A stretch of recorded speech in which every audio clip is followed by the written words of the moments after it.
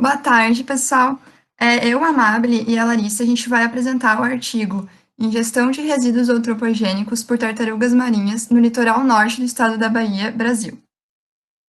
Então, as espécies afetadas e que foram pesquisadas nesse estudo são a espécie Chelonia midas, que é a tartaruga verde, e ela se encontra em perigo de extinção, e a Eretmochelys imbricata, que é a tartaruga de pente, e ela está em perigo crítico de extinção. E essas duas são encontradas ali no litoral norte da Bahia. Então, as principais ameaças para essas populações de tartarugas marinhas, elas têm origem antrópica, e o exemplo dessa origem é a destruição das áreas de nidificação, poluição dos mares, a captura acidental de tartarugas e outras práticas não sustentáveis. No litoral norte do estado da Bahia, é uma importante área de alimentação das tartarugas verdes juvenis e de nidificação das tartarugas de pente. A ingestão dos resíduos antrópicos por tartarugas marinhas, ele pode causar a obstrução do trato digestório, comprometendo o estado corporal desse animal e pode causar a morte, mesmo quando é ingerido em pequena quantidade. Então, esse estudo, ele foi realizado no período de janeiro de 2006 até outubro de 2007. E eles realizaram necrópsias em 45 tartarugas no total. Dessas 45 tartarugas, 36 eram Chelonia midas, né, a tartaruga verde, e 9 eram Eretmochelys imbricata, que é a tartaruga de pente. E todas elas foram encontradas ou mortas, ou elas vieram a óbito durante o tratamento no setor veterinário do Projeto Tamar da Praia do Forte. Esses animais, eles foram então encontrados pela equipe do projeto, e dessas 45 tartarugas, 21 foram encontradas na praia de Arembepe, 12 na Praia do Forte, 7 em Sauípe e 5 no sítio do Conde. Então, essas necrópsias, elas revelaram a presença de material antropogênico em 60% dessas tartarugas, e todas essas 60% estavam apresentando comprometimento do estado corporal. 46,7% desses animais, eles foram classificados de acordo com observações clínicas e classificados como caquéticos. E 62,9% dos resíduos, eles eram de origem pesqueira, como fios de nylon usados na pesca e na confecção de redes de emalhe, e também cordas de nylon que são usadas para sustentar as redes de pesca e para amarração em barcos. Outros resíduos encontrados também foram sacos plásticos, pedaços de plástico duro, como garrafas PET e a tampinha da garrafa também, isopor, cordas de nylon, filtro de cigarro, pedaços de canudo plástico e outros. Daqui a gente trouxe um vídeo para mostrar para vocês. Não é aqui do Brasil, mas ele mostra um atendimento em alto mar, então eles não tinham muita. Foi pulando aqui. Muita estrutura, assim, mas é uma tartaruga que estava com um canudo obstruindo as vias aéreas. E como uma emergência, assim, sem muitos recursos, então a gente pode ver que o animal não foi sedado, não tinha muitos instrumentos, né? Então eles foram tentando retirar esse canudo para tentar salvar a vida dessa tartaruga.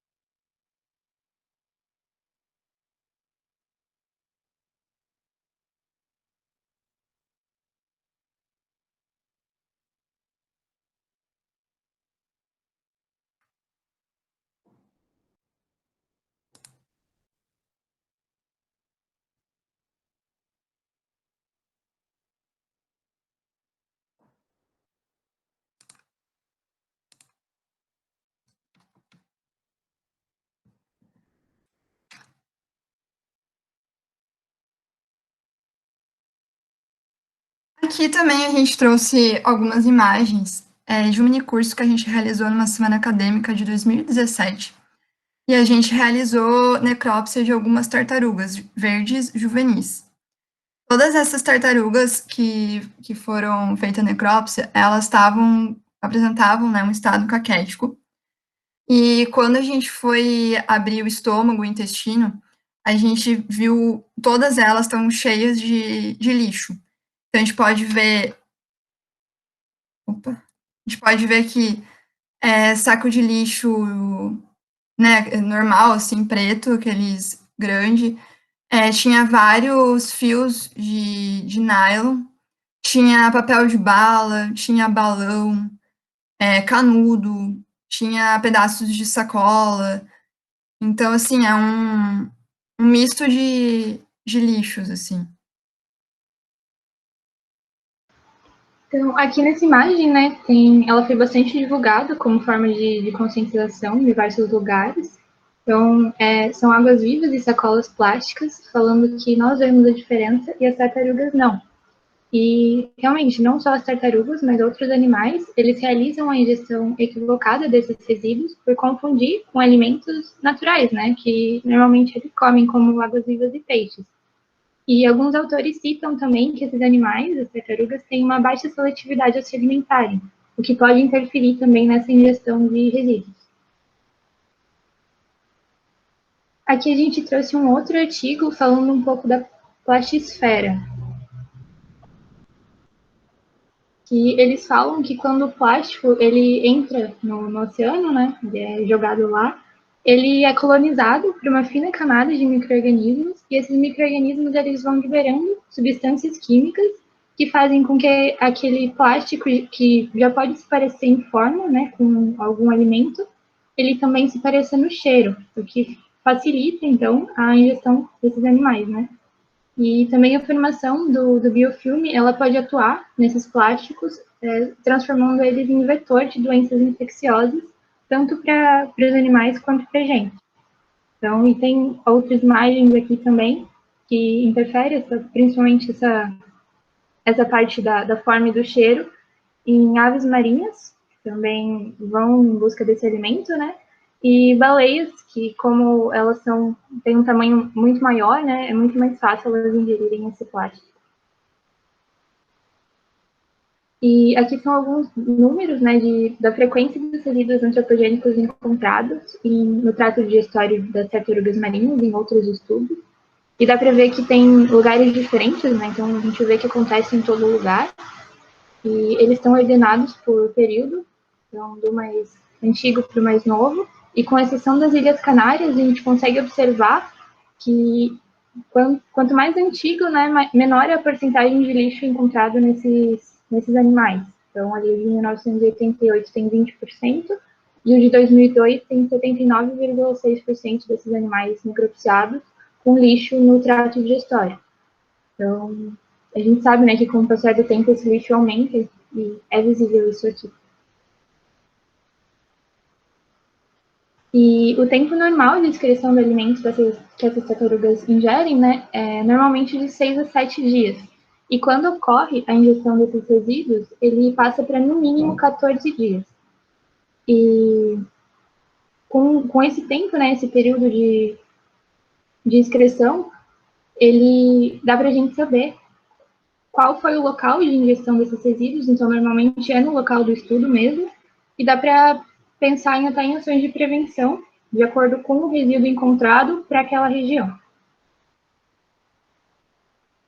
Então, como a Mabel comentou, né, grande porcentagem dos animais encontrados com lixo no trato, eles tinham decaimento da condição corporal, só que como esses animais eram de vida livre, não dá para saber se a ingestão desses resíduos levava a complicações digestivas, e aí eles encontravam-se em um estado caquético por conta dessas complicações, ou se já por um estado debilitado, através de uma infecção prévia, né, uma intoxicação ou alguma lesão corporal, se dificultava a busca por alimento, deixavam esses animais menos ativos e fazia com que eles ingerissem esses resíduos por ser mais fácil, eles não precisarem se nadar tanto, né, e já está ali mais próximo deles.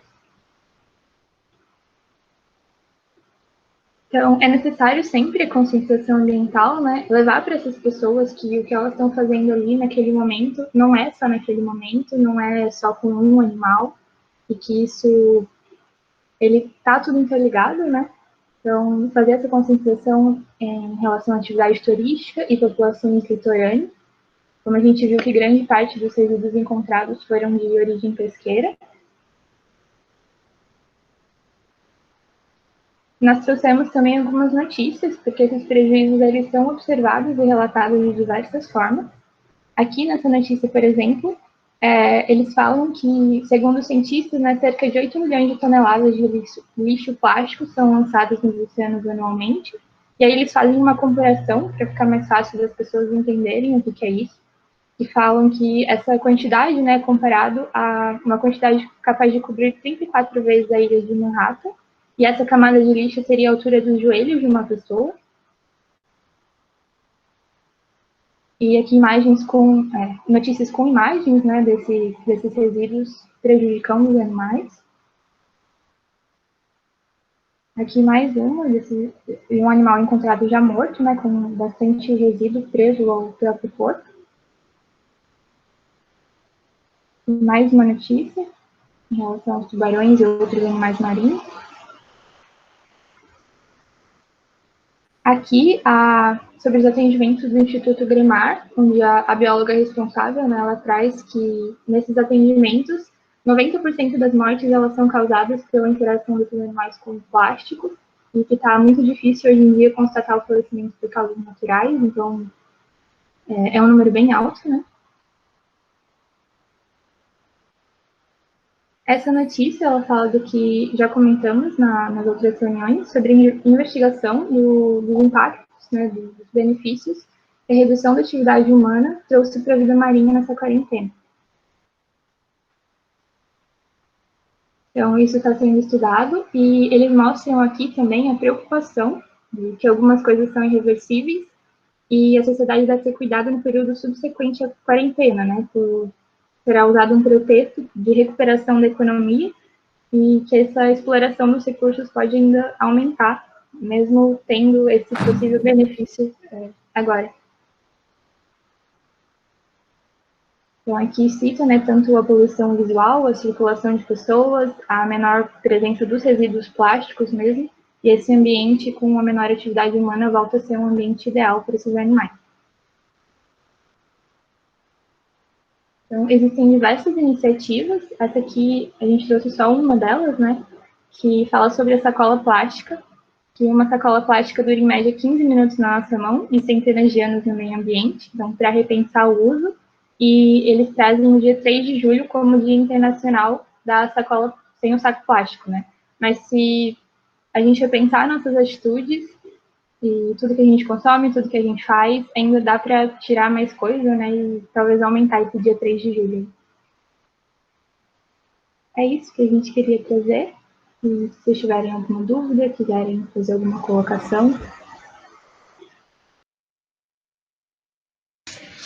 Oi, eu não sei vocês, mas aquele vídeo eu já tinha visto antes e fiquei pensando se realmente aquele procedimento foi realizado por veterinários ou se eram pessoas que estavam no barco e encontraram uma tartaruga. Não sei se alguém sabe, porque Então, quando parecia. eu vi esse vídeo, eu também, foi a primeira coisa que eu pensei, eu falei, meu, isso daí não é veterinário, né? Até porque não sedaram nem nada, né? Eu acho que nem um anestésico local eles aplicaram, assim. Mas aí, vendo ali embaixo, na descrição do vídeo e tal, eles diziam que eles eram uma organização e que tinham veterinários ali, mas eu não lembro agora o país, mas era uma ilha, assim, e bem precário, assim, as condições deles, assim. Então, acho que por isso que foi feito desse jeito. Porque, na realidade, numa realidade melhor, a gente conseguiria pelo menos um anestésico local ali, né? Pois é, geralmente, sei lá, se ela estivesse com aquele canudo há tanto tempo no nariz, não seria uma ideia, talvez, deslocar ela para um centro, para algum lugar e poder fazer isso de outra forma. Mas às vezes não tem como mesmo. Pois é. Então, eu fiquei pensando, tipo, se eles retiraram aquela tartaruga do mar, se ela estava nadando normalmente, talvez fosse, não sei o que vocês acham, que vocês são mais experientes, deixar no animal do que fazer aquele procedimento, sei lá, dar oportunidade para uma infecção secundária, né? Fiquei pensando assim, o que vocês acham? Pois é, então, o que eu tinha pensado seria que talvez o ideal seria translocar ela para algum lugar e depois de fazer a remoção, fazer algum tipo de acompanhamento, né, antes de devolver o habitat. Às vezes, ter retirado aquilo daquela forma pode ter sido talvez até mais prejudicial, mas não tenho certeza. A gente tem que lembrar que a tartaruga tem 2 narinas, né? Se ela estava viva e não estava afogada, é porque ela estava conseguindo respirar, né? Talvez mal, mas não ia morrer. Então, e pelo jeito que estava o canudo também, o canudo já estava um bom tempo ali, né? Porque o canudo estava bem destruído, assim, bem cheio de tecido em volta. Realmente depende tudo da situação ali, mas é um vídeo bem feio de ver, assim, né? Pra gente que é veterinário. Pois é, e até é um ponto importante, assim, a gente falar de dor em répteis, né? Porque eu vejo que é uma discussão bem grande, assim, alguns veterinários, tipo, eles, né, pessoas não sentem tanta, acham que répteis, por não demonstrar tanto, por ser uma expressão diferente da nossa, eles acham que não tá sentindo dor, né? Mas esse vídeo é nítido, como que ela tá incomodada, como que tá doendo, então é bem pra gente pensar mesmo, até foi um nosso intuito, assim, colocar pra gente pensar mais sobre isso, né? O fato dos répteis serem resistentes à dor, né? Não quer dizer que eles não sintam dor, quer dizer que eles não morrem de dor.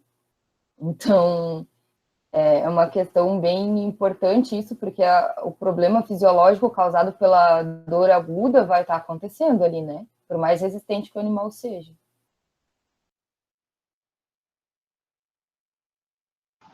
E é importante, né, essas pessoas que tentam ajudar saberem que não é retirando assim também que você está ajudando o animal. Você tem que ter um conhecimento, alguma coisa sobre. Nem uma vaselina, né? Nada. Foi só puxar. Então, a Mariana, ela perguntou ali se tem uma relação da idade dos animais com a quantidade de lixo encontrado em necrópsia, né? Na verdade, assim, pelo que eu vejo, a maioria dos animais encontrados já mortos, eles são juvenis, então eles são bem jovens. Então, não sei se teria uma relação, tipo, quanto mais lixo, mais velho o animal. Eu acho que não tem essa relação, assim, porque muitos são bem novinhos. Então, é grave, né? A mortalidade do juvenis já é alta, né? Ah. Normalmente já é alta. Agora, como a gente tem um estudo aqui no Brasil, por exemplo, quem começou a estudar foi o Tamar, né? O Tamar tem o quê? Uns 25, 30 anos hoje. O que a gente tem de dado tem 30 anos, a gente não sabe quanta tartaruga marinha morria de causas naturais antes, né? Para dizer, tá aumentando, tá reduzindo. Mas uma coisa é certa, nenhum ser vivo consegue sobreviver bem com aquela quantidade de conteúdo não digerível no estômago, causando obstrução e etc, né? E até outro problema, assim, a gente não focou muito por causa que o artigo era sobre resíduos, né? Mas também outra coisa que acontece muito são acidentes com embarcações, então a hélice batendo no casco dessas tartarugas e outros animais marinhos também, né? Então acaba causando um outro problema que elas não conseguem mais flutuar direito. Então, tem várias outras interações, assim, com humanos que também trazem esses problemas, né? Eu não sei se todo mundo aí já teve oportunidade de ver tartaruga marinha em vida livre, ou em embarcação, ou em algumas praias, quando a gente viaja mais para cima, no sudeste, no nordeste, é muito comum você estar numa praia ou em cima de uma pedra e a gente vê várias tartarugas respirando, né? Aqui em São Francisco do Sul mesmo é muito comum o surfista estar em cima da prancha e olhar para o lado e tem um cabeção assim que vem respirar. Porque a gente aqui é área de alimentação, não de reprodução, né? Mas tem bastante tartaruga no nosso litoral aqui. E de vez em quando aparece nas nossas praias, né? Só olhar os relatórios do projeto de monitoramento de praias. Então, prof, aqui em Ubatuba também tem bastante, né? A gente consegue ver também a área de alimentação. E algumas coisas que acontecem, assim, com o problema é rede ficar aberta de noite de pescador e eles não ter a informação correta, né? E acontecer muito acidente com tartaruga às vezes. As pessoas esquecem que tartaruga pode morrer afogado, né? Então, os animais que são pulmonados e que respiram ar, eles morrem afogados também, por mais que demore, né? Então, uma tartaruga consegue ficar 1 hora se ela baixar o metabolismo sem respirar, né? Agora, se ela ficar presa numa rede por muito tempo, 2 coisas podem acontecer. Uma é ela aspirar água e morrer afogada, pode acontecer. E outra é ela entrar em hipóxia, ficar segurando o oxigênio, segurando a respiração até que ela morre de hipóxia. Outra possibilidade. Golfinhos, por exemplo, morrem afogados em rede de pesca, porque eles não conseguem subir a superfície, porque estão emalhados, né? Então não chegam na superfície para respirar e morrem. Então as pessoas esquecem um pouco disso também. Eu vou ler aqui alguns comentários, porque senão na gravação não fica, tá? Então o Lucas falou aqui que aqui no Rio de Janeiro, na cidade de Rio das Ostras, tem a Praia das Tartarugas, e que tem período no ano que a pesca por rede é proibida, porque tem centenas de tartarugas na região. Nadar com elas é bem legal. E aí no Rio de Janeiro é a área de reprodução, né? Tem praias de reprodução, então é ainda mais forte essa questão de ter épocas do ano com muita tartaruga. A Ellen colocou aqui, alguém sabe se tem algum tipo de fiscalização em embarcações pesqueiras para ver se eles têm materiais danificados e tal, se as redes estiveram rompidas na volta da pesca, pode ser que tenham deixado lixo no mar, né? Tem multa para isso? Alguém sabe responder?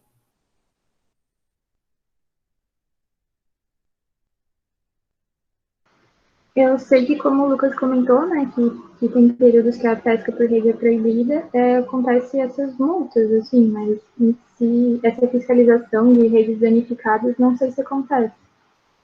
Então, isso acontece pouco, assim, quando acontece pouco nas redes de pescadores artesanais, né? Porque geralmente eles colocam a rede, logo tiram, ou senão, que nem a Mariana falou, às vezes deixam a noite na espera e acontece um acidente, mas assim, é pouca coisa dentro de um universo de pesca. Agora, quando a gente está falando dos barcos de pesca industriais, como a gente tem aqui em Santa Catarina, região de Itajaí, né, que tem muito barco de pesca industrial e tudo mais, que passam aquelas redes de arrasto, aquilo ali vem tudo, né, gente? A hora que vai passando o arrasto, a hora que sobe a rede, tem golfinho, tem tartaruga, tem muita coisa que não deveria estar ali. E existem alguns dispositivos possíveis de se colocar em rede de pesca, onde as tartarugas conseguem passar e sair da rede de pesca. Para golfinho já é um pouco mais complicado. E até existe algum tipo de fiscalização, mas nada suficiente, sabe, Ellen? A mortalidade é alta e como não tem fiscalização dentro do barco, muitas vezes, a gente não sabe quantos desses animais são jogados de volta ao mar já sem vida durante o processo de pesca. E muitos dos animais que chegam na praia mortos, que a gente encontra na areia, eles morreram durante a pesca. Então, a gente, na necrópsia, vocês podem procurar esses dados, é descrito, assim, linhas de corte na pele com padrão de rede, pedaço de rede emalhado no animal. Então, muitas vezes o que acontece nessas pescas industriais é o arrasto, o animal morre, e para não acontecer nenhum tipo de sanção, os animais são jogados no mar e quando chega no porto para descarregar o peixe, onde tem fiscalização, os animais já não estão mais dentro do barco. Eu não tenho, assim, informações atualizadas, porque eu não trabalho com pesca, né, marinha, assim, não é muito da minha área, mas essas informações que eu tinha até então. Seria interessante, de repente, conversar com alguém de engenharia de pesca e tal, que esteja mais atualizado. Seria até difícil conseguir multar por conta desse... Eles jogam o animal de volta, né, para o mar, então seria difícil identificar para poder multar esses pescadores, essas empresas. Teria que ter, né, Juliana, fiscal dentro do barco. Eu sei que existe cargos de fiscalização, de observadores, né? Eu não sei direito como é que acontece, mas eu já conheci gente que trabalhava com isso, de ficar um fiscal observador, tipo, num mastro do navio, observando o trabalho e anotando as coisas. Mas eu desconheço multa que seja gerada por animais mortos em rede de arrasto, né? Eu, por exemplo, eu e o Arthur, a gente reduziu enormemente o nosso consumo de peixe marinho. Hoje a gente só consome tilápia de cultivo, né, e truta de cultivo e etc., para não contribuir com essa pesca predatória, não só das tartarugas, golfinhos, mas dos próprios peixes, né, porque na rede de arrasto vem tudo, é uma pesca extremamente não seletiva, e a gente tem números aí de projeções da ONU, né, bem preocupantes, assim, da queda de população de peixes. Algumas projeções dizem que em 2050 não vai mais valer a pena botar um barco no mar para pescar, porque vai ter uma redução dos peixes. Então, também é uma escolha, né? Oi, gente, só um pouquinho. O Arthur está aqui do meu lado, vou abrir a câmera, inclusive. Oi, pessoal, tudo bem? Então, falando sobre essa questão de fiscal no barco, né? Então, existe isso, né?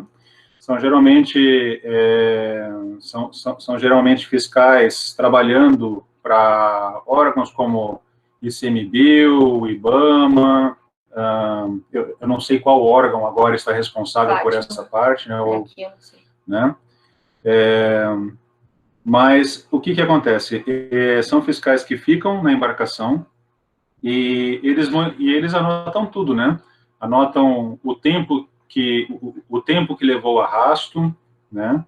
Anotam a quantidade, a variedade de espécies que foi pega no arrasto, quantidade, se foi pego tartaruga, se foi pego tubarão, se foi pego golfinho, eles anotam tudo, né? E se alguma coisa não está em conformidade, depois a empresa responsável pela embarcação, ela é multada, né? Eu não sei dizer se toda embarcação tem um fiscal ou se isso é feito por amostragem, aí eu já não sei dizer. Acredito que seja por amostragem, porque não tem fiscal para tudo que é barco que tem aqui, porque além dos barcos brasileiros, vêm muitos barcos estrangeiros com autorização para fazer pesca em águas brasileiras, né? Então, provavelmente seja uma amostragem. Você teve um amigo, né, que trabalhou com Sim, um amigo meu, ele foi colega meu de doutorado, ele já foi fiscal de embarcação. A última experiência dele foi numa embarcação espanhola, que eles vinham aqui para a costa brasileira. Na verdade, para a costa brasileira não, eles vinham para a área oceânica, né? Mas dentro de águas brasileiras, né, águas nacionais, para pescar peixe-sapo, né?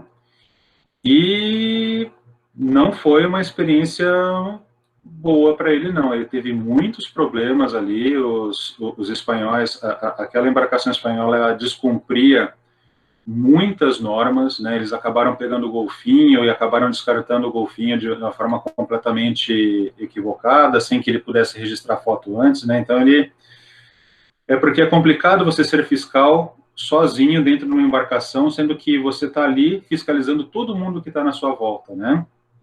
Dentro de um barco onde não tem para onde fugir, né? Dentro de um barco que não tem para onde fugir. Então, ele sofria muita retaliação, né? Sempre que podiam sabotar o trabalho dele, sabotavam. Foi muito complicado, né? Tanto que depois, com o relatório que ele apresentou para o órgão para o qual ele trabalhava, foi suspendida a autorização dessa empresa de pescar em águas brasileiras, né? Então, resultou nisso, mas é um trabalho bem complicado de se fazer, né? Ser fiscal em embarcação não é tarefa fácil, não é mesmo, né? Mas, enfim, existe a profissão e é basicamente isso que eles fazem. Obrigada, Arthur. Beleza. Alguém tem mais alguma coisa para falar? Alguma sugestão de ações que cada indivíduo pode fazer para reduzir esse problema, ou até mesmo ações coletivas, de governança, o que a gente pode cobrar, né, que os governantes façam, porque só mostrar o problema tá fácil, né? O que a gente pode fazer nesse caso? Prof, essa parte de conscientização é muito importante ter, né? E eu acho que não tem, assim, essa parte de falar mesmo, conversar com o pessoal que lida com isso diariamente, tipo, o pescador, seria legal, assim, de fazer. Mas também é um pouco complicado, porque eu não sei, tem algum órgão que é responsável por fazer isso ou não? Para você ser pescador, mesmo que artesanal, você é ligado a uma colônia de pesca, né? Tem carteirinha de pescador. A embarcação que você usa tem que estar registrada na Capitania dos Portos. É tudo regulamentado, todo tipo de pesca, né? Principalmente essa pesca industrial mais predatória, ela é totalmente regulamentada.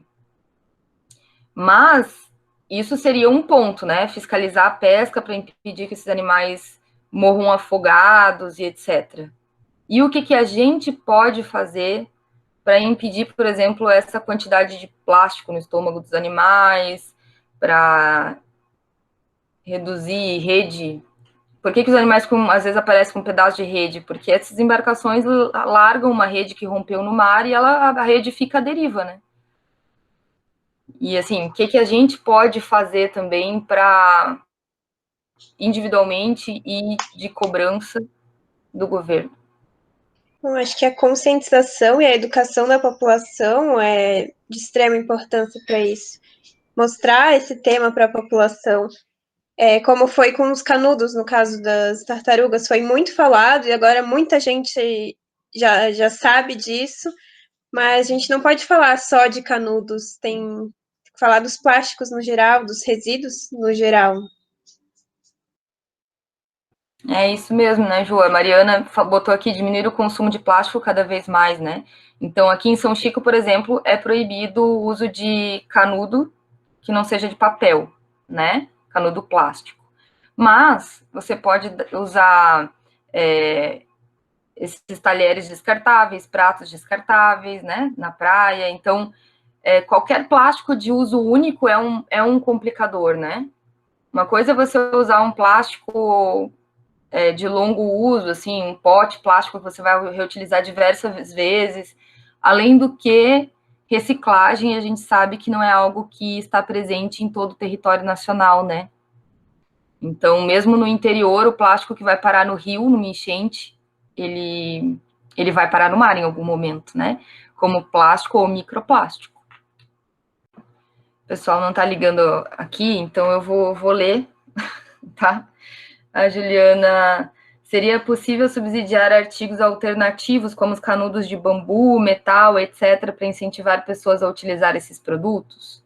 Olha, Juliana, até seria possível subsidiar, mas hoje, como é algo que está muito difundido, você vai numa loja dessas de utilidade doméstica, você compra um canudo reutilizável por R$5, um pacote de 4 canudos de silicone, etc., por R$10, né? Então já não é uma coisa cara. Eu acho que mais do que subsidiar seria incentivar e fazer campanhas para isso, né? No meu ver, pelo menos. A Ellen colocou aqui, acho que o melhor jeito de fazer a mudança é através do boicote. Empresas só vão se preocupar em mudar o modo como trabalham, se preocupando mais com a conservação das espécies, quando começarem a perder dinheiro. Isso é uma verdade e a gente tem muita mudança, né, Ellen, no comércio de várias formas por causa desse tipo de pressão do consumidor. No capitalismo, isso é uma das poucas coisas que funciona, né? Então, isso acontece com várias pautas, desde as pautas trabalhistas, pautas feministas, pautas da ecologia, de várias pautas. grupos que se preocupam com alguma pauta começam a fazer boicote a algumas empresas, e aí a empresa se vê forçada a mudar aí o seu modus operandi, né? Aí a Mariana falou, ó, sim, nas praias as pessoas deixam muito lixo, Ano Novo, Carnaval, isso é importantíssimo, conscientização de levar saquinho para a praia é uma coisa que já é feita há muito tempo, né? E tem que continuar. E outra coisa que dá para a gente cobrar dos governantes é a colocação de quantidade de lixeiras adequadas nas praias, porque tem gente que joga no chão tendo uma lixeira do lado, né? Mas tem muita gente que fica andando com lixo um tempão e não acha lixeira, as lixeiras não são adequadas, então você joga o papel dentro da lixeira ou o plástico na lixeira, bate um vento e o plástico sai voando, né? Então, isso tudo é uma questão de conscientização e de educação, né? A Mariana falou ali que a falta de lixeira também é um grande problema. No Brasil inteiro, né, Mariana? A gente anda pelas cidades e não acha lixeira. Lixeira é um negócio que devia ter uma em cada poste. Seria bem mais fácil para quem faz a limpeza das ruas só ir lá e pegar o lixo da lixeira em vez de varrer o chão, né? E muito importante essas ações que organismos, né, não governamentais e governamentais fazem de educação, né? O projeto Tamar está aí há quase 30 anos, eu acho, fazendo projetos de conscientização com a população e com as populações tradicionais que consumiam os ovos das tartarugas, né? E hoje com a população que afeta essas tartarugas de outras formas. Então, quanto mais projetos de conservação, mais consciência as pessoas vão ter a respeito da importância das espécies. Então, tá bom, gente. Um ótimo final de semana para todos. Até a nossa próxima reunião. Prometo que em breve eu coloco os vídeos todos no YouTube lá com a Elo. Certo? Até mais.